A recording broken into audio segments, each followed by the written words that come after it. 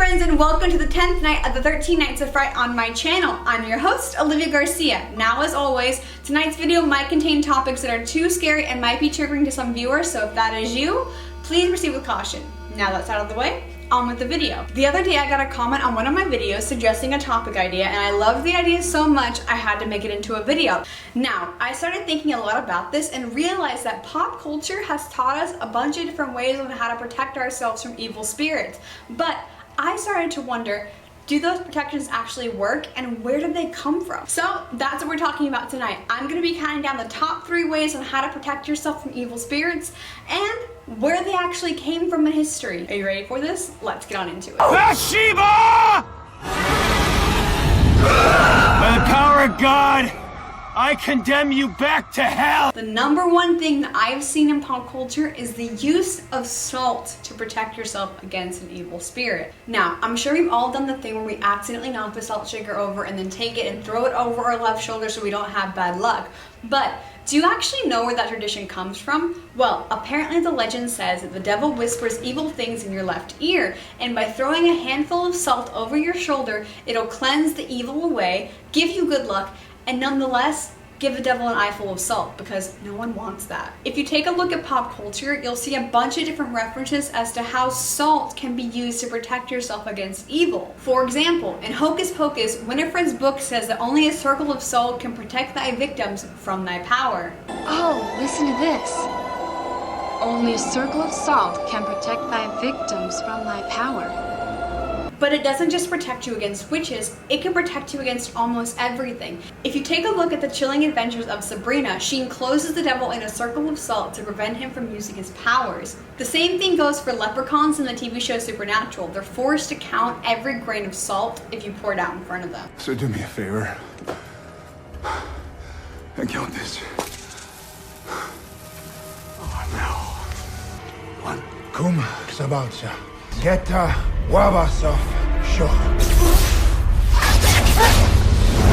But the question still remains, why salt? Well, the use of salt is actually backed by a majority of religions and cultures as a way to cleanse and ward off evil spirits. For example, in Eastern European countries like Germany and Norway, they use salt in and around their butter churn to prevent witches from being able to sour their butter. And in Egypt, caravans burn salt on top of hot coals in order to prevent evil spirits from messing with them on their long journeys across the desert. There are so many other cultures out there that use salt in their superstitions because they believe it has some sort of cleansing and pure property behind it. Now you might be wondering, how do I use the salt?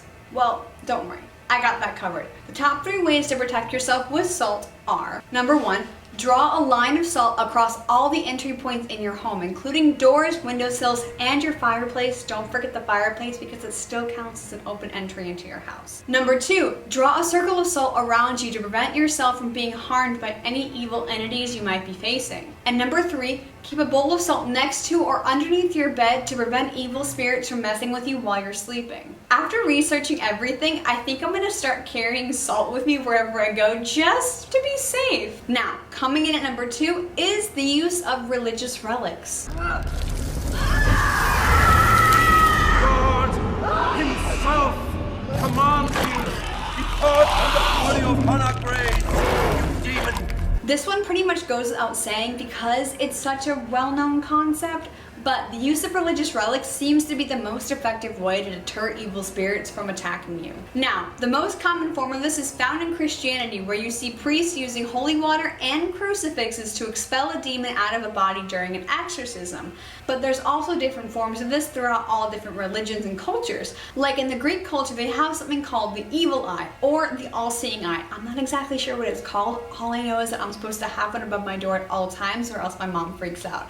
But what it does is it prevents all the evil and negative energies from entering your house. By having it above your doorway, it stops them from coming in. Now, in Judaism, they have something kind of similar to the evil eye, which is called a mezuzah. They hang these on all the doorways in their houses in order to bless the house and keep God present at all times, which in turn would deter an evil spirit from entering the house. Now, even though these are all from different cultures and religions, they all seem to have one thing in common: keeping the good in and the evil out. which in turn seems to be the most realistic and best option for you. So if that's something you believe in, go ahead and do it because it might actually work. Coming in at number 3 is silver. Now, I'm sure everyone has heard about how you can use silver to protect yourself against a werewolf, but did you know that silver can actually be used against all evil entities, including the devil? But why is silver such a big deterrent? Well, in most religions, silver is mentioned in one way or another as being God's metal of choice, which I guess could technically make it blessed by God in a sense, and would make sense as to why evil spirits are so afraid of it. So it might be a good idea to wear silver the next time you're trying to conjure an evil spirit. I mean, I don't suggest conjuring evil spirits ever, but if you want to do it, wear some silver. So that's all I got for you guys today. I hope you enjoyed this video and I hope you learned something from it. If you did, leave a comment down below of what you learned, or if you have any other ways of like not getting possessed by a demon, leave it down below too, because I'm not trying to get possessed by a demon, okay? But that's all I got for you guys tonight, and I will see you guys tomorrow night for another spooky story. Peace out. Bye! Boo. Bye!